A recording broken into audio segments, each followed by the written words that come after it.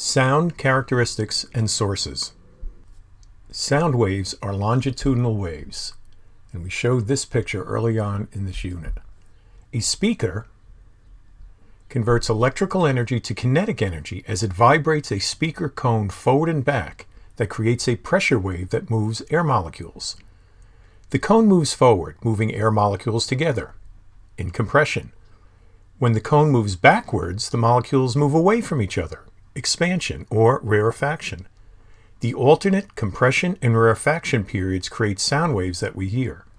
And to really get a good idea of what's going on here, please click over here to see a vibrating speaker cone.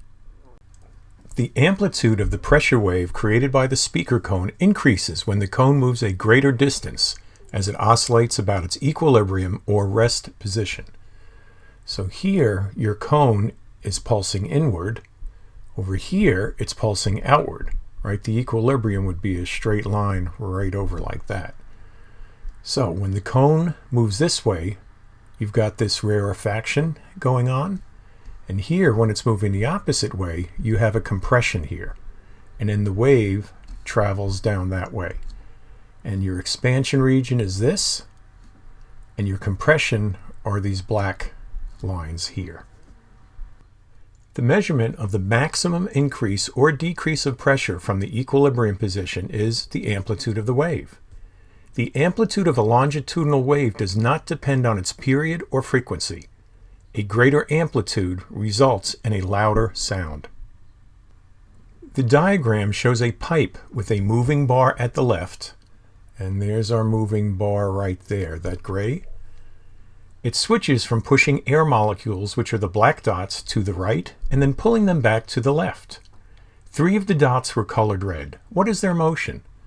So here I'll give you an idea where they are. There's one red dot, here's the other one, and finally here's the other one. The red dots get pushed to the right by dots to the left of them when the bar moves to the right. That's the compression. But then when the bar moves back to the left, which is your rarefaction, the dots move back to the left. So these red dots are just moving back and forth. The wave itself is progressing in that direction. Summarizing the first 2 slides on this, sound waves are longitudinal waves. Particles of air are pushed by the vibrations of the speaker. The sound wave propagates through space because air molecules are pushing on each other. Individual particles have no net movement as they move back and forth due to the compression, push, and rarefaction pull from the speaker.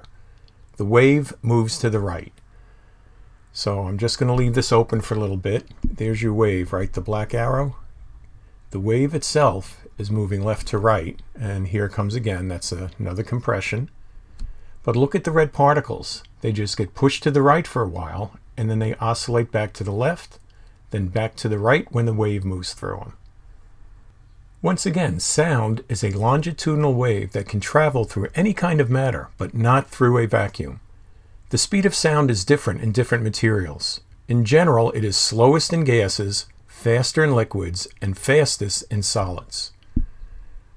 This is a nice video to click on to see how sound waves move in different gases. And here's your various speeds. Air, right, 343 meters per second. And who's the winner here? Aluminum. It moves 5,100 meters per second. Many of our problems will involve sounds that we hear in air. Although the speed of sound in air can vary, we'll use V is equal to 340 meters per second for the speed of sound in air for most problems. And you can see here the temperature dependence. In colder air, it moves slower. And we can still solve for the wavelength and the frequency and the velocity here because sound is a wave. V is lambda times F.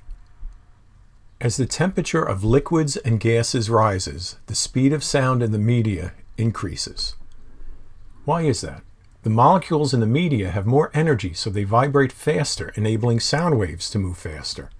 A similar effect occurs in solids, but the structure of the solids also plays a part. So increasing the temperature of a solid does not always increase the speed of sound. So here we have a scale that's temperature, same thing down here. So the speed of sound in dry air, pretty much linear. The speed of sound versus temperature in water kind of caps off over here. Got a bit of a curve on that graph.